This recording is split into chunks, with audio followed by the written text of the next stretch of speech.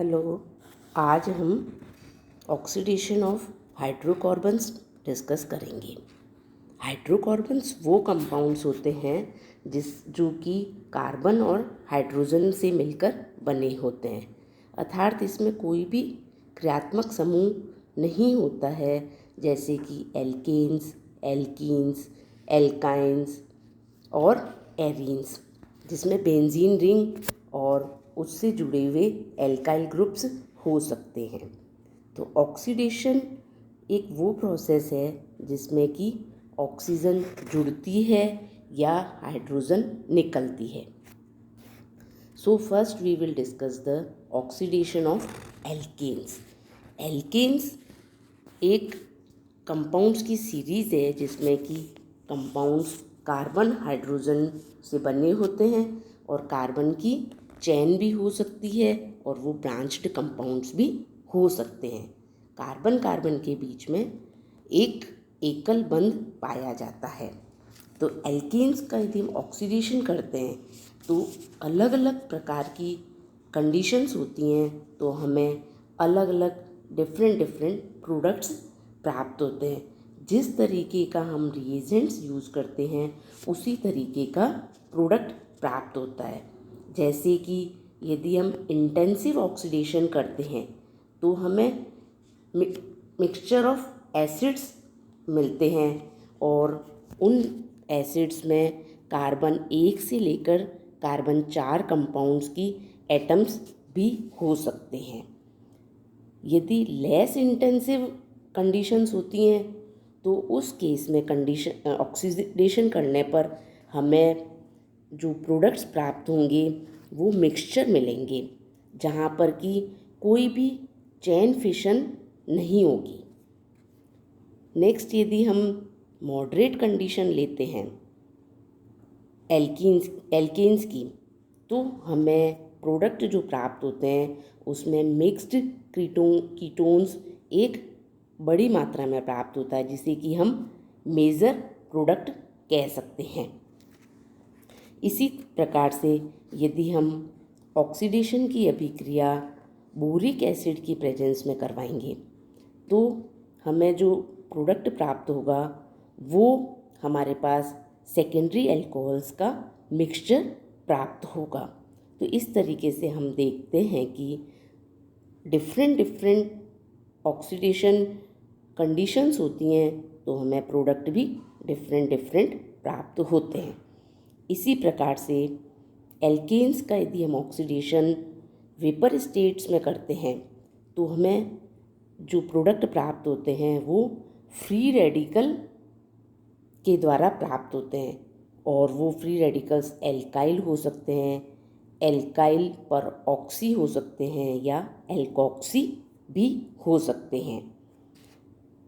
अतः यदि KMnO4 जो कि एक ऑक्सीडाइजिंग रिएजेंट है, इसको यदि हम यूज़ करते हैं तो एल्केन्स बहुत ही जल्दी से ऑक्सीडाइज हो जाते हैं और हम देखते हैं कि टर्शरी जो हाइड्रोजन एटम है वो ऑक्सीडाइज होकर हमें हाइड्रोक्सिल ग्रुप देता है, जो कि हम इस एग्जाम्पल में देख सकते हैं कि आइसोब्यूटेन को KMnO4 की प्रेजेंस में ऑक्सीडाइज करेंगे तो हमें टर्शरी ब्यूटेनॉल प्राप्त हो जाता है। अतः एल्केन्स का ऑक्सीडेशन हम अलग अलग ऑक्सीडेटिव रिएजेंट की प्रेजेंस में इस तरीके से करते हैं। नेक्स्ट है ऑक्सीडेशन ऑफ एल्कीन्स। एल्कीन भी एक तरीके का हाइड्रोकार्बन है और इसमें कार्बन कार्बन के बीच में डबल बॉन्ड पाया जाता है।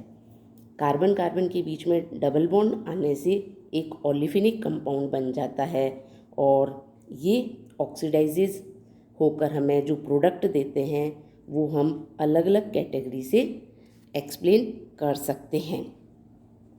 फर्स्ट इज़ द हाइड्रोक्सिलेशन, जहाँ पर कि एल्कीन्स बहुत ही जल्दी ऑक्सीडाइज हो जाते हैं और हम कह सकते हैं कि हाइड्रोक्सिलेटेड हो जाते हैं। In the first example, ethene को जब हम KMnO4 या फिर ऑस्मियम टेट्राऑक्साइड यूज़ करते हैं तो वो ऑक्सीडाइज होकर हमको जो देता है वो 1,2-डाईऑल प्रोडक्ट देता है, जिसको हम साधारण भाषा में ग्लाइकॉल भी कहते हैं। तो इथीन जिसमें डबल बॉन्ड उपस्थित है, और यदि हम KMnO4 ऑक्सीडाइजिंग रिएजेंट यूज़ कर रहे हैं तो वो हमें ग्लाइकॉल प्रोडक्ट के रूप में देता है। इसी प्रकार से यदि हम 90% हाइड्रोजन परऑक्साइड यूज़ करते हैं ग्लेशियल एसिटिक एसिड की प्रेजेंस में, जो कि एक स्ट्रॉन्ग ऑक्सीडाइजिंग एजेंट है, तो हमें जो प्रोडक्ट प्राप्त होता है, और हम कह सकते हैं कि इसमें जो मेजर प्रोडक्ट मिलेगा तो एल्केन्स हमें डाईहाइड्रोक्सी कंपाउंड्स में कन्वर्ट हो रहा है। जैसे for example oleic acid convert होता है 9,10 डाईहाइड्रोक्सी स्टेरिक एसिड। तो इस तरीके से अलग अलग कंडीशंस होने पर हमें प्रोडक्ट अलग अलग प्राप्त होते हैं। इसी तरीके से यदि ऑक्सीडेटिव क्लीवेज हो एल्कीन्स की, जिसमें ऑक्सीडाइजिंग रिएजेंट हम जो यूज़ करते हैं तो ऑक्सीडेटिव क्लीवेज होती है, तो प्रोडक्ट भी हमें अलग प्राप्त होता है। जैसे ग्लाइकॉल जो कि हमें एल्कीन्स से प्राप्त होते हैं, ये बहुत ही जल्दी ऑक्सीडाइज होकर एसिड या कीटोन्स में कन्वर्ट हो जाते हैं। जैसे कि पर मैग्नीज और एसिड डाइक्रोमेट हम यूज़ करते हैं ऑक्सीडाइजिंग रिएजेंट के रूप में, तो हमें जो प्रोडक्ट प्राप्त होता है वो कार्बोक्सिलिक एसिड प्राप्त होता है। तो ये जो हम ऑक्सीडेटिव क्लीवेज करते हैं, ये एक तरीके से एप्लीकेशन पार्ट भी है to determine the structure of glycol, और या कार्बन कार्बन के बीच में कहाँ डबल बॉन्ड उपस्थित है, इसको हम इजीली डिटरमाइन कर सकते हैं। जैसे कि प्रोपीन ग्लाइकॉल यदि हम ऑक्सीडाइज करते हैं तो हमें एसिटिक एंड फॉर्मिक एसिड प्राप्त होता है। यदि आइसोब्यूटीन ग्लाइकॉल यूज़ करते हैं, जिसमें ऑक्सीडाइजिंग रिएजेंट डाइक्रोमेट और एसिड पर मैग्नेट हो, तो वो हमें एसीटोन और फॉर्मिक एसिड देगा। अतः ऑक्सीडेशन, ग्लाइकॉल का जो ऑक्सीडेशन है वो ग्लाइकोल का ऑक्सीडेशन करने पर हम देखते हैं कि यदि लेड टेट्राएसीटेट या HiO4 यूज़ करते हैं तो प्रोडक्ट है वो हमें एल्डिहाइड और कीटोन्स प्राप्त हो जाएंगे, जो कि हमें ग्लाइकॉल के स्ट्रक्चर पर डिपेंड करते हैं। यदि हम इथिलीन ग्लाइकॉल यूज़ करते हैं तो हमें 2 मॉलिक्यूल्स फॉर्मिक एसिड के प्राप्त होंगे, और आइसोब्यूटीन ग्लाइकॉल यूज़ कर रहे हैं तो हमें एसीटोन एवं फॉर्मल्डिहाइड प्राप्त होता है। तो हम देखते हैं कि जब भी ऑक्सीडाइजिंग रिएजेंट यूज़ करते हैं, ग्लाइकॉल 2 फ्रेगमेंट्स में स्प्लिट अप हो रहा है। तो जो कार्बन कार्बन चेन रप्चर होती है, वो कार्बन कार्बन चेन की रप्चर प्रोडक्ट के फॉर्मेशन को देखते हुए हम पता लगा सकते हैं कि जहाँ कार्बन कार्बन डबल बॉन्ड से जुड़ा हुआ था वो हाइड्रोक्सिल ग्रुप में कन्वर्ट हुआ, और since these 2 carbon atoms were linked together by the double bond in the original alkene, so the identification of 2 fragments which may be acids, aldehydes or ketone will indicate the position of double bond in the alkene So in this reaction we can see the R1CH double bond CHR2 oxidizes in presence of H2O2. We will get the glycol and two hydroxyl groups are attached to these two carbon atom where double bond is present, and this glycol is further oxidizes in presence of HiO4. We will get the two molecules of aldehyde and we can determine the position of double bond. So the aqueous solution of the sodium periodate and the trace of KMnO4 known as Lumiux reagent is now used for oxidative cleavage of the olefinic bond. तो हम कह सकते हैं कि कोई भी reaction को यदि हम प्रोसीड कर रहे हैं रूम टेम्परेचर पर, तो हमें जो प्रोडक्ट प्राप्त होता है वो डिपेंड करता है कि हमारा एल्कीन का डबल बॉन्ड कहाँ पर है। हम ऑक्सीडेटिव रिएजेंट के रूप में और भी यूज़ कर सकते हैं, जैसे कि सोडियम पर iodate in with ruthenium tetra oxide. और यदि हम और रिएजेंट्स लें, बार्बियर-व्हीलन रिएजेंट लें, तो हमें जो कार्बन एटम की लेंथ है, कार्बन एटम के चेन की जो लेंथ है वो उसको डिक्रीज़ कर सकते हैं। और decreasing the length of A chain by one carbon involves oxidative cleavage bye acid dichromate and this cleavage of 1,1-diphenyl olefin which generally gives the good yield.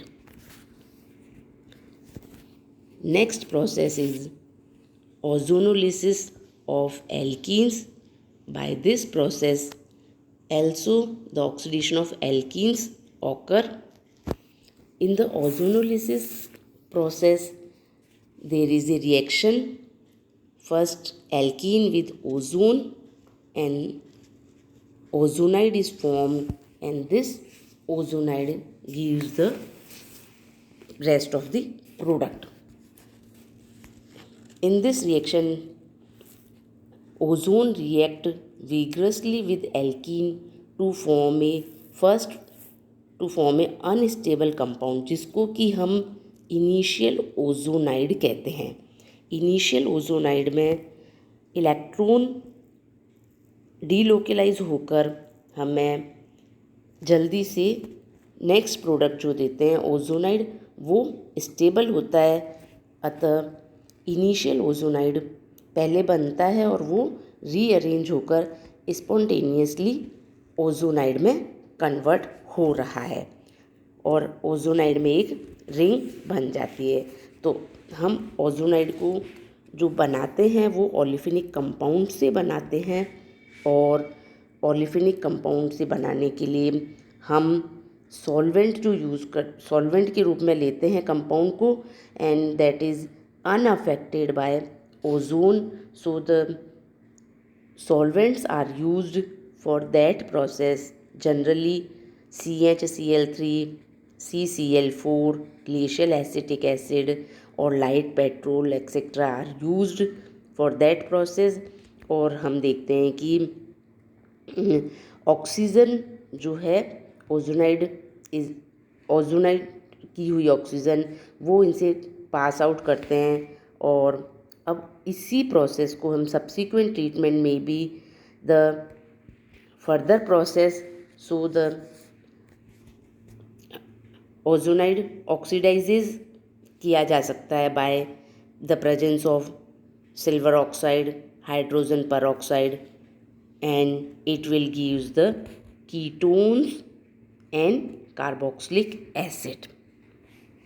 Ketones and carboxylic acid में हमें जो product प्राप्त होते हैं, तो इस तरीके से एल्कीन का ओजोनोलिसिस करने के बाद उसका ऑक्सीडेशन करते हैं और हमें जो प्रोडक्ट प्राप्त हो रहे हैं वो कार्बोक्सिलिक एसिड्स एंड कीटोन्स प्राप्त होते हैं।